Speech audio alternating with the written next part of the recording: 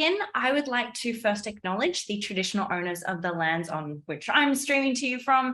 I work on the unceded lands of the Wurundjeri people of the Kulin Nation, and I pay my respects to their elders, past, present, and emerging. And I invite you to pop into the chat where you're joining us from as well. I think it's important that we acknowledge the First Nations people as the first scientists of this land, because for tens of thousands of years, they've been observing the land, the sky, and the sea. I pointed to the land up there, but and they've been gathering all of this knowledge and passing that down for generations.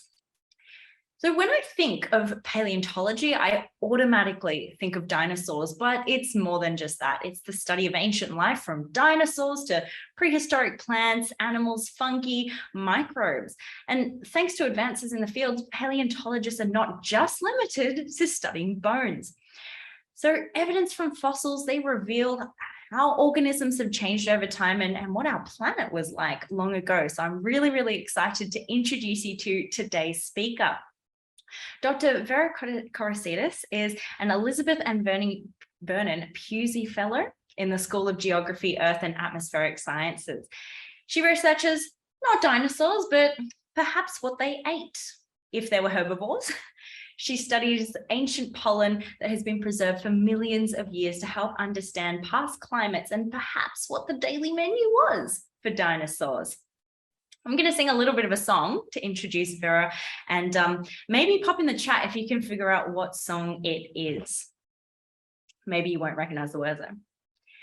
I wish somebody would have told that face, someday these will be the good old days. 56 million years ago, the planet's temperature seemed to grow. Someday soon the whole earth's gonna change. We'll miss the flora of the good old days. Alrighty, well, that's enough from me. Absolutely right, Jennifer. Okie dokie. Well, I'm going to pass over to Vera. Welcome. Thank you. All right, I'm going to share my screen now with you all, and then we'll begin on our journey back through time. All right, everyone can hear and see me? Excellent. Okay.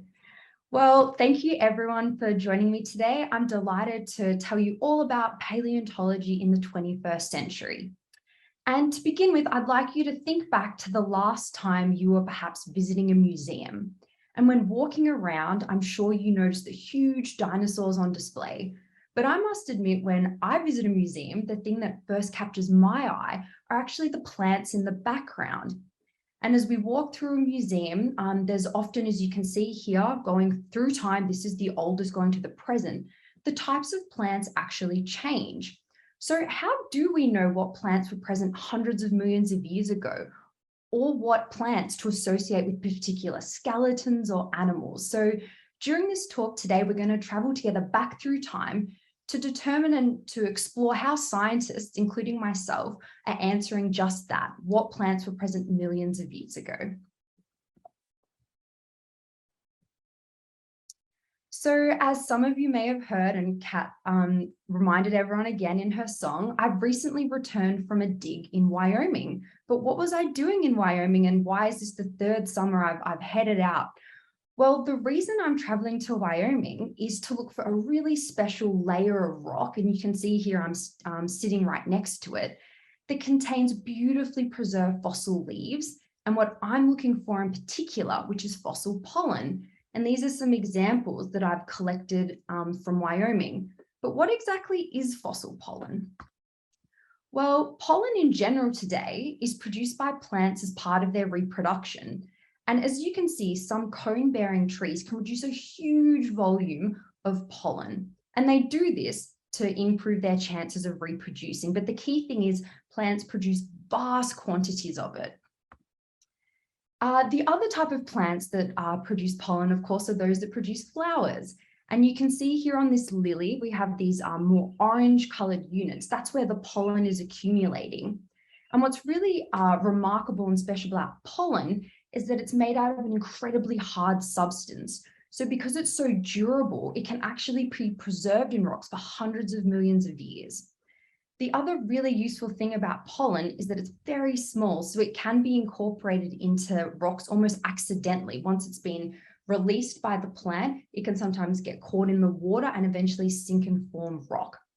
But how small is actually pollen? So I've got some things you might be a little bit more familiar with. We've obviously got an ant, which is 5 millimeters, a sand grain, which is 1 millimeter, a dust mite, which is 200 microns, and a human hair, which is 80 microns. And just as a reminder down here, here's a scale bar. So 1,000 microns is 1 millimeter.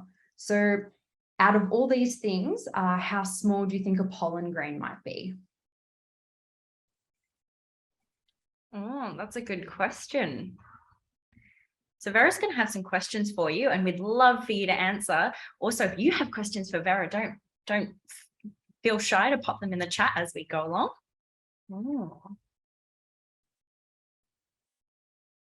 So we'll just pretty close.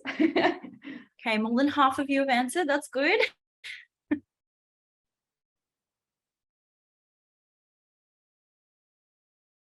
Well, we're definitely, I think, in the right half. I think it's good. We're all kind of, I guess, leaning towards the smaller side of things, which is good.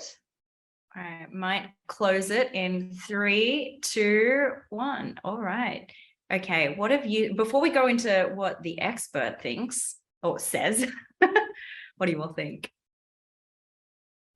Okay, so it looks as though the audience winner is the dust mite, and a close second is the human hair. So the actual correct answer, in general, pollen tends to be about the size of a human hair or even smaller. So very, very fine and very, very small. So that's what it is. So there you go. I'm just going to exit that. Okay, let's keep going. So yeah, there you go. So in general, pollen's very, very small, which is excellent. So how exactly then do we study pollen if it's so small? Well, to begin with, what I do is I'll begin with a specimen maybe that I've brought back from the field. So this is an example that I collected over the summer. We tend to wrap the rocks up in toilet paper. That tends to keep them nice and safe. And it's a very efficient way to get them transferred. And then what we'll do is when we get back to the museum, or if we're lucky at home, we'll unwrap them. And so this is an example of the rock. And if we're careful and lucky when we crack them open, we'll actually see a fossil preserved in there. So this is an example of a fossil ginkgo leaf from 60 years ago. And then if we're really lucky, this specimen will be so wonderful that it ends up in a museum collection. So what then I'll do is open up a drawer with rocks just like this in it. I might break off a corner that doesn't have the leaf preserved. And then what I'll do is I'll crush it up with a mortar and pestle, which many of you will have at home in your kitchens. I add a series of quite dangerous chemicals that I've been trained to use. And what those chemicals do is actually dissolve away the rock, and the pollen, which is so durable and tough, is preserved and then isolated. And then I'll take a tiny drop of that pollen, place it on a slide, and that's one way at least I can examine these absolutely tiny pollen grains. So in order to actually see the pollen though, there's a number of different techniques or approaches I can use. And one of them involves using a transmitted light microscope. And I've got a picture of it there on the side. And this is exactly what I'll see when I'm looking down a microscope. And this is one of my samples. So looking down the microscope in the field of view, which I've got depicted, I'm very excited because I can see a pollen grain. Now, can you perhaps see it? So here it is. And then again at high magnification. And I'm already starting to think about, okay, here's this pollen grain, what type of tree did it come from? But the key thing is I do have to use special devices in order to see these tiny pollen grains. Another really wonderful technique available to us to use to actually see the pollen is to use a scanning electron microscope.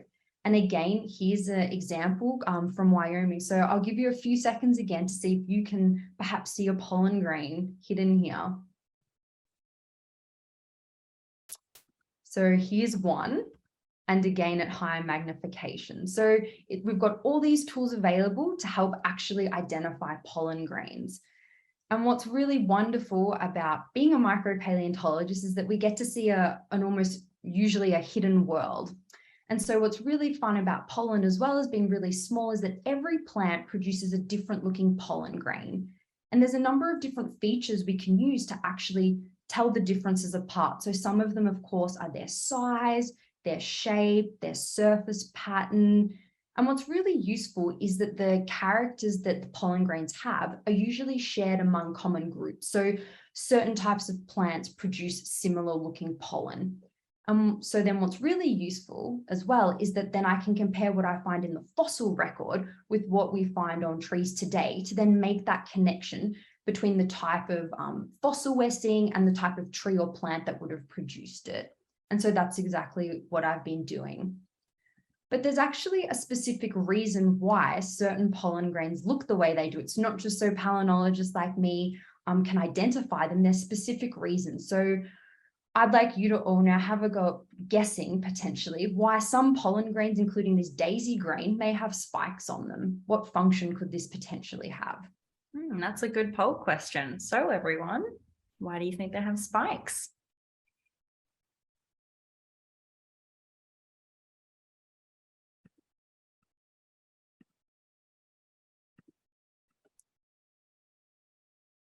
Answers are coming in.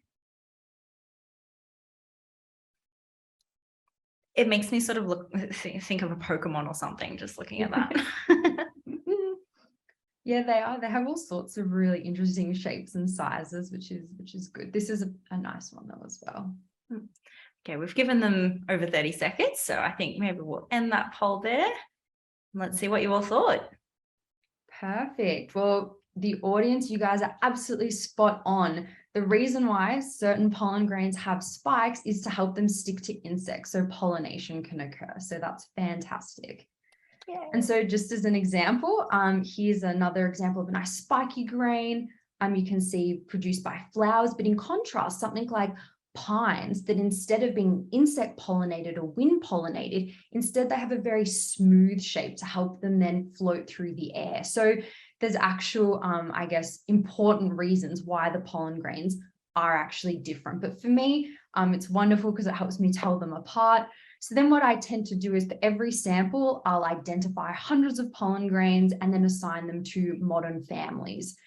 And the reason I do that is to then try to gain an insight into what the climate and environment would have been like at the time. And the reason we can do that is because fossil plants represent a wonderful time capsule or an archive of what the Earth would have looked like in terms of temperature and rainfall. And the reason is because plants today, when you think about it, have a very specific requirement in terms of where they grow. So some plants, for example, here's some nice trees growing in a swamp in New Zealand, have to grow in areas where you get a lot of rainfall, really, really wet. So we'd call that like a high rainfall area. But there are other types of trees, so for example, she oaks and grasses that can tolerate very low rainfall, can thrive in very dry, arid environments. So this is just an example of certain plants, when we find them fossilized, can tell us it's very wet or alternatively very dry. And that, of course, includes the pollen. Plants can also tell us a lot about temperature.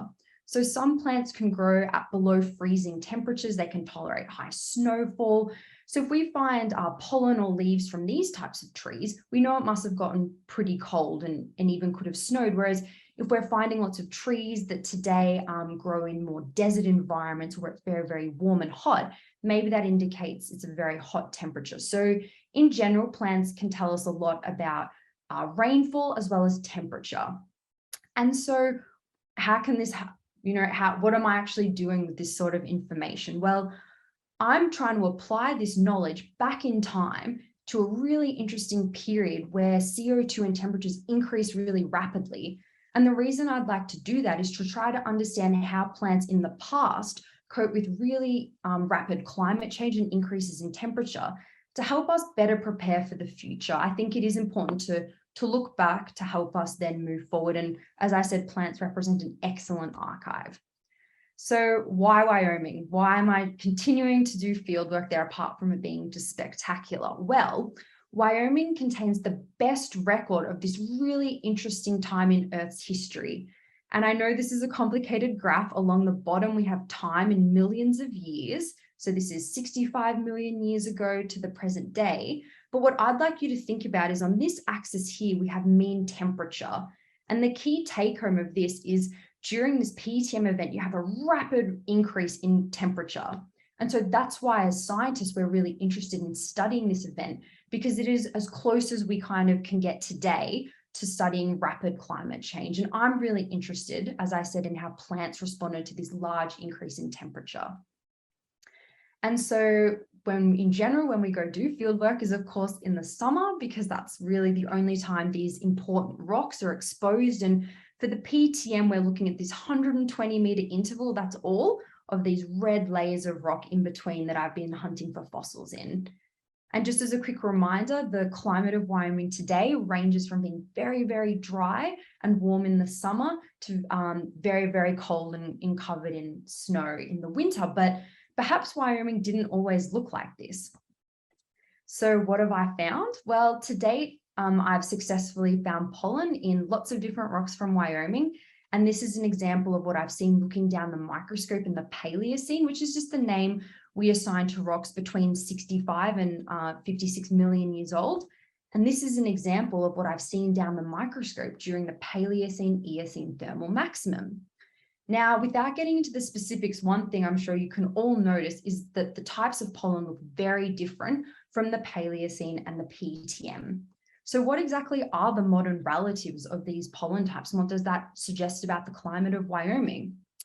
Well, as it turns out, the pollen I found in that Paleocene interval today are produced by plants that tend to grow in the swamps of the Everglades, so in Georgia and Florida.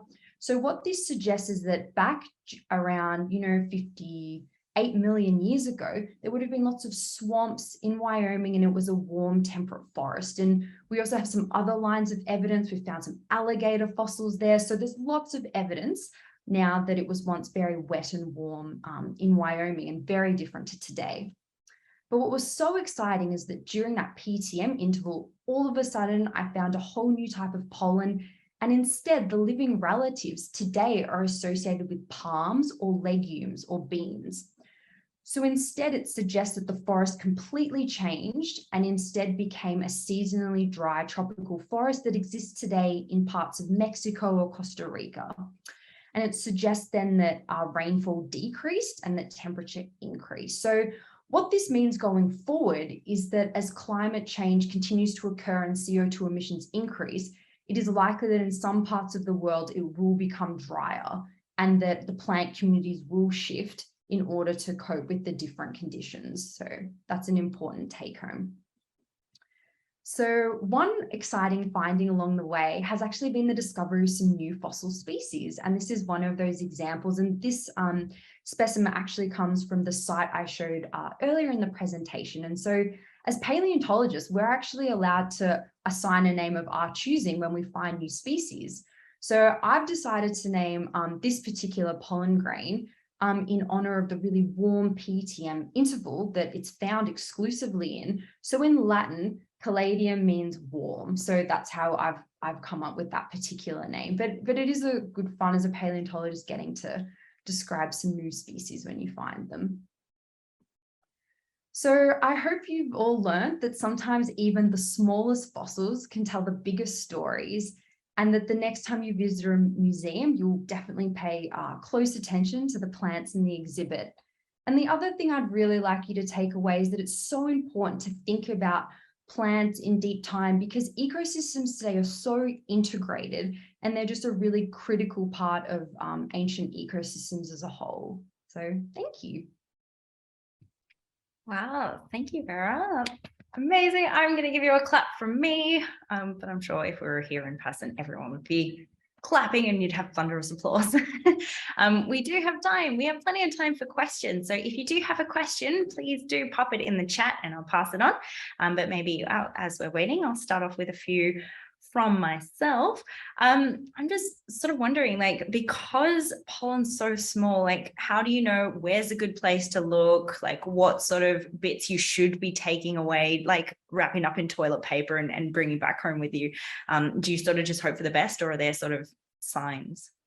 Yeah, that's a really good question. And of course, unlike my colleagues, I can't see my fossils in the field, but there are some good clues. So one of the good clues that there will actually be organic matter preserved or bits of plants preserved is the presence of other bits of plants that are bigger. So for example, if you can see a fossil leaf, that's a good sign that there's probably going to be pollen preserved as well, because in order to get fossilization to occur, you need specimens to be buried really quickly and often buried in water. So there are certain signs as geologists we can look for to indicate the presence of water. Another one is what we call little lamination. So you can see the rocks kind of have these layers through it.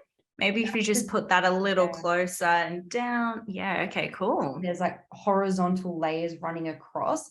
That sometimes suggests the presence of water. So what's happened is it's settled down, and so you've maybe had pollen or leaves accumulate in those layers. That's another really good sign. And we also love dark colored rocks because that indicates like organic, that's carbon, something's fossilized to give it that nice dark color, where sometimes it can be quite orangey or red, and that's not what we want. That probably suggests it's been a soil and all the nice organic carbon's been dissolved out.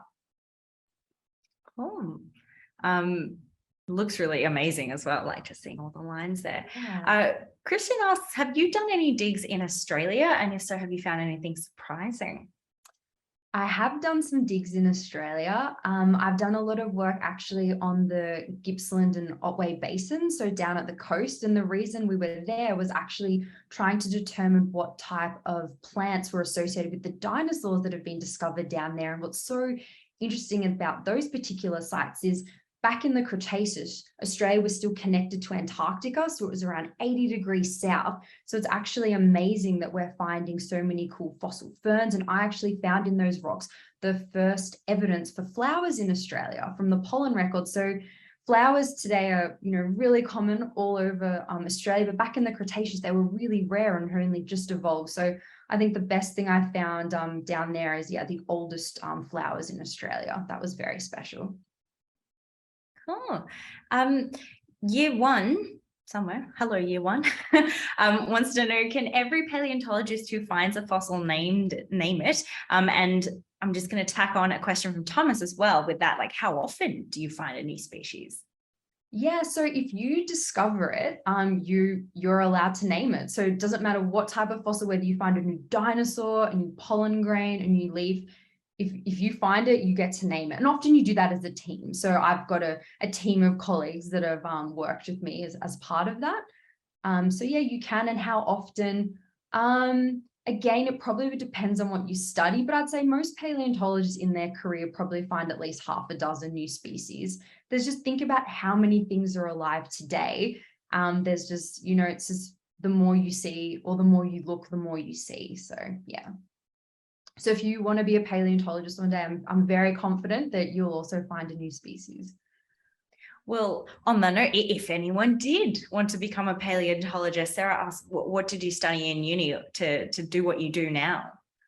So I majored in geology or earth science. Different unis have different names. So I did my undergraduate at the University of Melbourne. I took every single geology subject I possibly could. And one of the best things about studying geology at university is going on field trips. So that's good fun, but also doing lots of other really interesting and important subjects, depending on what type of paleontologist you want to be. If you want to study fossil plants, doing some botany subjects is really useful. Or if you want to study dinosaurs, doing some zoology subjects is really useful.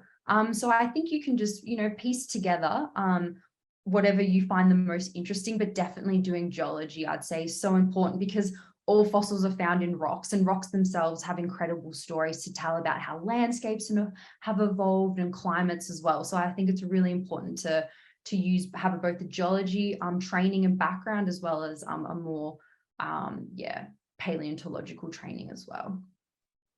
Well, sounds like you get to go to all sorts of fascinating places as a paleontologist as well. Like, what's the most exciting place you've been to? Is it Wyoming? I think so. I just think it's just a wonderful place to do field work, and there's so much amazing science there. Like, this year we just accidentally found some dinosaur bones. It's just the type of place where you'll be wandering around looking for something, and there's just fossils almost poking out of the ground. So it is a very exciting place to do field work.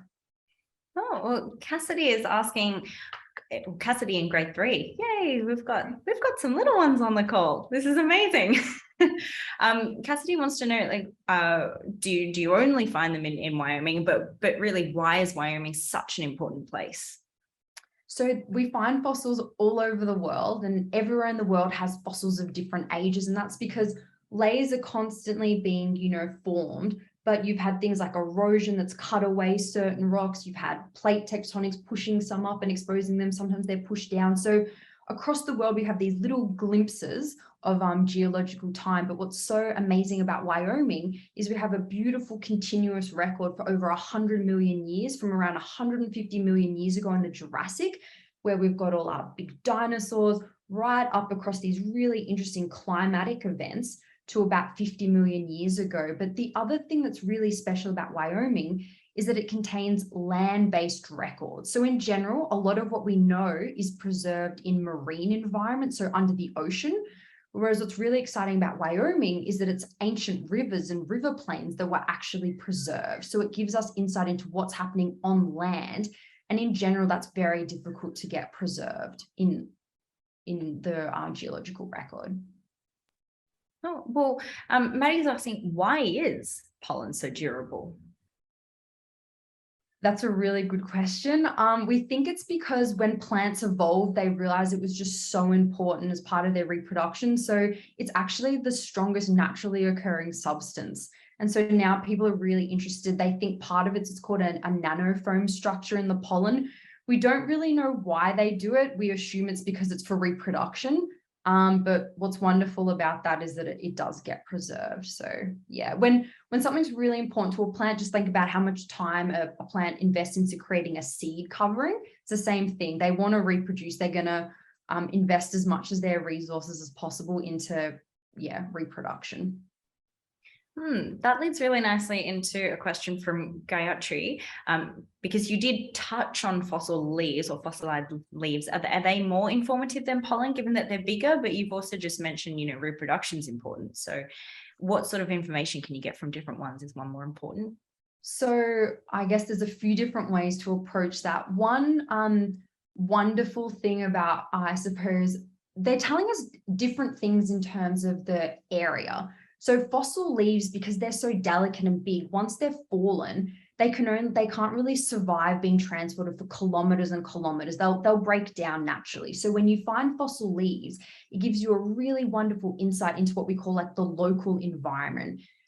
Someone described this once as, imagine you're on a forest and you're kind of lying on your back looking up at the canopy. That's kind of when we find fossil leaves, what we're looking at. It's what we'd see if we were just walking around in a forest, what we could see with our eyes. But what's really useful about pollen is because it can be transported in wind or water, it can actually come in from 10s or 20 kilometers away. So it's almost as if you're running around with a big net kind of sampling, 20 kilometers around you. So it's in terms of scale and size, that's probably the biggest difference. Pollen gives you a broader perspective of the environment at the time, whereas the leaves give you a more local understanding of what's happening with the plants. And the other thing is, it's actually really difficult sometimes to identify fossil leaves to species level. I mean, you can tell it's a leaf, but unless you have the entire leaf and it's beautifully preserved, it can be really difficult to assign it to a species, whereas you're more likely to get the entire pollen grain preserved because they're so much smaller, which then means we have a better chance of actually identifying it to a modern species. So they're just two different reasons, but they're both good. And we paleobotanists and palaeontologists love working together. The other really fun thing is sometimes certain plants, the leaves preserve, but the pollen doesn't. And other times the pollen preserves, but the leaves don't. So it is important to use the two together. Yeah. That imagery of like a fossilized canopy is quite beautiful as well. That's a lovely way to describe it. Just on that sort of process of actually getting them to study, Gayatri also says that you mentioned that you used harsh chemicals to dissolve the rocks and then isolate the pollen. So why aren't those chemicals also distorting the pollen structure and destroying those? Like how are you kind of getting the destroy rock but keep pollen? So it's to do with the actual chemistry of the pollen wall. So the pollen wall is made out of carbon, hydrogen, and oxygen. So the chemicals we're using are designed and they dissolve silica and things like that. So silica's just a different mineral. So it's to do with what's like bonding with the chemicals we're adding. It's reacting with certain minerals, but the pollen isn't made up of any of the compounds that will react with those particular acids. So it's a lot of experimental work. And, I use a lot of hydrofluoric acid, nitric acid, sulfuric acid. So lots of different compounds and we just have different techniques we use for different rocks as well. Back to, how robust they are, like, surviving that kind of that process. What were some of the most robust and oldest pollen specimens that you've found? That's a question from Jessica. Yeah, that's a really good question. So the actual oldest pollen we think anywhere on Earth is around 450 million years old. And that really closely coincides with the oldest trees or oldest plants we've found too. So way back in the Silurian and Devonian, we tend to get really, really old spores and pollen. The oldest I've studied personally is early Cretaceous. And that's also because I think it's wonderful to study really, really old fossils, but then it's sometimes more difficult to know what type of plants they're associated with. A lot of them aren't alive today. So for me, I'm really interested in reconstructing climates and environments, and it's easier to do that the closer you move towards the present day, because there's a higher likelihood that something is alive today that may be related to what we're finding fossilized. What if there's not? So Maddie asks, are there types of fossilized pollens that you find that don't fit any trees today, like a completely extinct family of trees or something? Yes, and that there's some, it's very, very frustrating, but also kind of exciting. So, and there is a way around it. So I'd say in my samples that I've studied, about 3/4 of them, or 75%, I can assign to a modern family, but around a quarter, we just have no idea what plant would have produced it. We can have a guess based on the size and maybe the surface patterns. Like we might be able to know it was definitely a flowering plant. We can tell that if it's a flowering plant or a cone-bearing plant because they have such different forms. But the other cool thing is sometimes our paleobotanist colleagues might actually find a fossilized flower with the anther, which contains the pollen preserved. And that's a way we can actually figure out what it came from without actually having a modern relative. If we get the leaf preserved and the anther, maybe from the leaf we can tell what it is, but some of them are just a mystery and they've gone extinct and maybe we'll never know, and that's okay too. Yeah. Or maybe future generations of paleontologists will find the answer, or maybe we just haven't sampled the modern plant yet. This is why it's so important that we preserve biodiversity, because so many of the specimens I'm studying no longer grow in the place I'm working. So for my PhD, I did a lot of work in Australia, and the only place today in the whole world those same pollen types are produced are on trees growing in New Zealand. So, it's just one of those things that it's important to have records from all over the world today to then compare our fossil material to the modern. And, as scientists, we can't just leave a mystery unsolved. No, I'm trying to figure it out. We might sort of change a little bit, and because you've said that you're studying them because you want to learn a lot more about the climate of the past and sort of going into the future as well. So Zulfadli asks, have pollen structures changed with current global climate change, and how would you expect them to change in the future? That's a really great question, a very cutting edge science. And I'm actually about to head off maybe to the US again to do some research on exactly. So what we're interested in is how is increasing CO2 influencing pollen chemistry? Is it influencing the number of pollen grains produced? Is it influencing their size?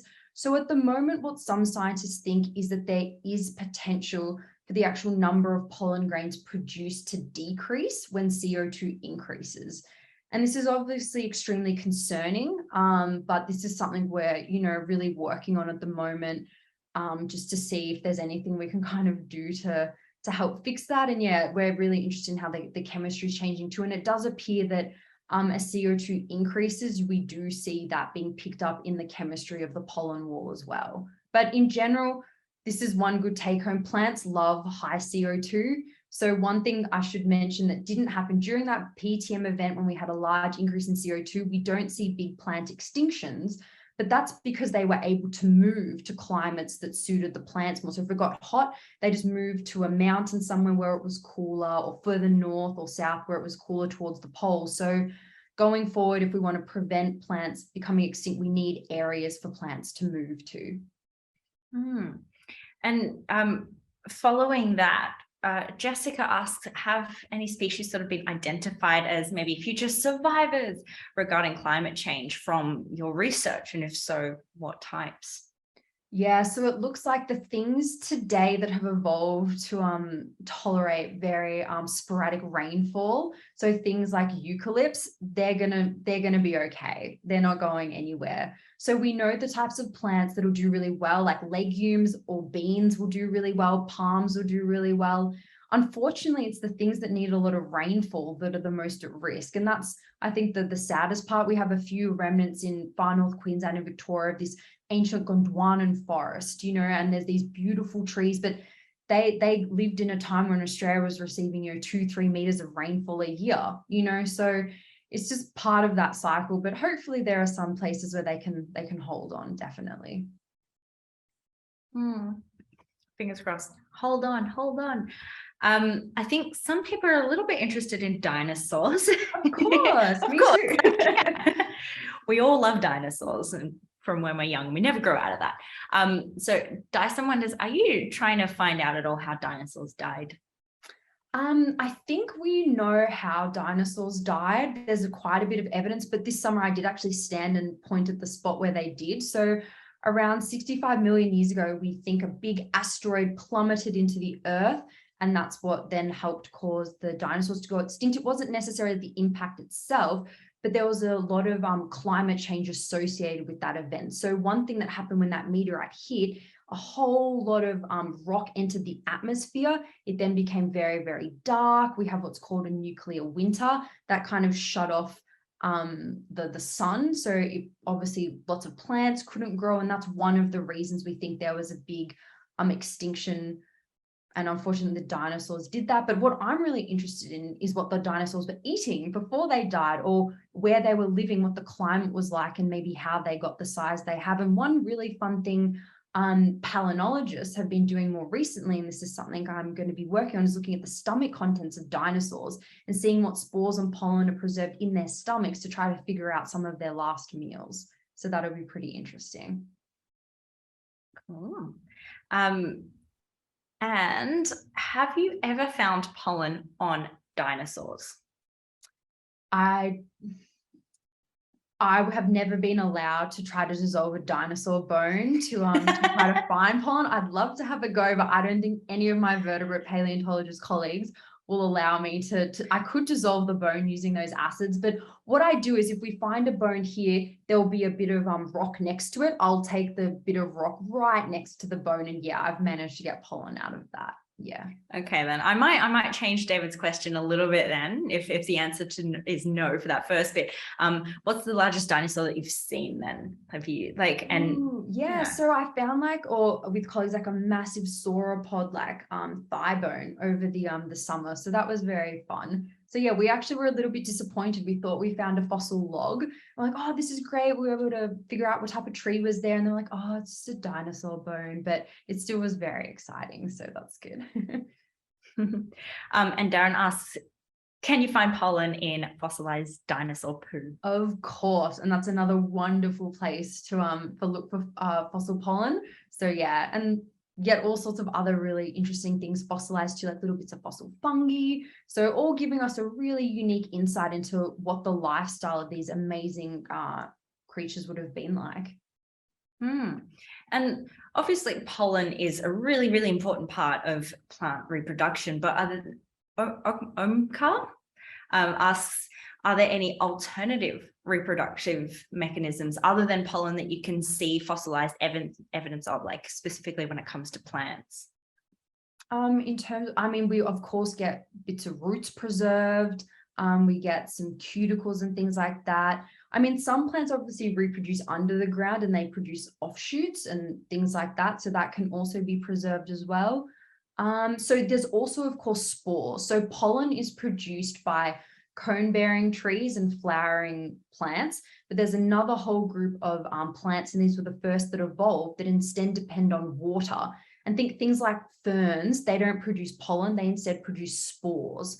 And so they're a little bit different, but made out of the same material. So we find them always, together, and instead they produce in water. So that's a kind of an alternate strategy. And that's why plants like ferns and mosses and things like that always tend to occur in very wet environments. Yeah, rhizomes, exactly. Perfect. Samantha wants to know if you know, or if it's known why the PATM event happened and what caused it.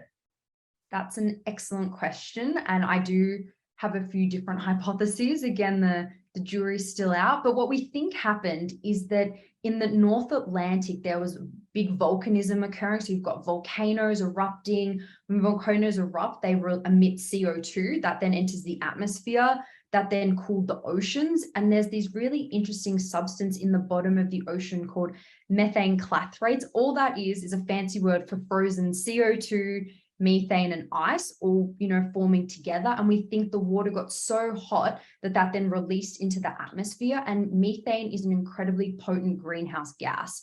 So all of a sudden you've had a release of CO2 from volcanoes, you've had methane from the bottom of the ocean floor, all being released, and that increase in both those greenhouse gases resulted in really rapid global warming. That's one hypothesis. There's also been others, including things like a meteorite hit the Earth, although the evidence isn't as strong as what we think happened with the dinosaurs. So we're still working on it, and I think the more sites we can gain insight from, the more confident we'll be in our answer. And then that might form the basis of some sci-fi films or something. Definitely. Jessica has the same question that I had. Is this event comparable to climate change and what's happening now? I did wonder, is the change the same rate, faster, slower? So we think it's the same amount of carbon, but the PTM took 20,000 years for, 8,000 petatons of carbon to be released. What's happening today, we're going to have the same in, a tenth of that time, within 1,000 to 2,000 years. So even though it's the best deep time analog, it's what's happening today is still just an order of magnitude faster. And so that's what we're trying to then, trying to understand, is just saying, look, things can evolve and adapt, but they need some time to do so. So if we can slow it down, that would be incredibly useful. But the one good thing is it's comparable in terms of an increase in CO2 did result in major climate change. Yeah. Loving all these questions, everyone, but unfortunately, we're coming to the end. So we're going to end on one last potentially quick question, but question that I'm sure everyone wants to know. Rashab asks, how many fossils have you found? Probably, because I study such small fossils, it'd probably be in, at least 100,000. I've just seen so many because of how small they are, but there's definitely lots of fossils out there to be found, and just got to look. Just sell it, just be like, oh, yeah, I found hundreds of thousands of fossils. Everyone, I would like you to please join me in thanking Dr. Vera Korasidis for an amazing presentation and for getting us to test our Where's Wally skills as we look for pollen too in your presentations. And thank you, everyone in the audience, for your questions and your participation. I mean, it sounds like we have a few future paleontologists out there. Remember that you can come along to our other masterclasses as well. On Wednesday, we have Dr. Chris, who's going to be illuminating the possibilities for transforming light into energy and energy into light with exciton science. Thursday is Dr. Kate, who's going to talk about the science of bushfire risk. And on Friday, Professor Michael will be talking about a grasshopper who don't need no man, given up on sex. So you can register for any or all of those using the link popped in the chat. There's lots more on at Science Festival this week, so check out the schedule. There's food, there are talks, all sorts of fun things. But you can also read more about Vera's dig in Wyoming. There's a link to the article in the chat as well. And maybe Denver, that answers your question on resources as well. So thank you so much for everyone who participated today. And a big, big thank you to our paleontologist, Dr. Vera. Take care, everyone. Enjoy the rest of your afternoon. Thanks, everyone.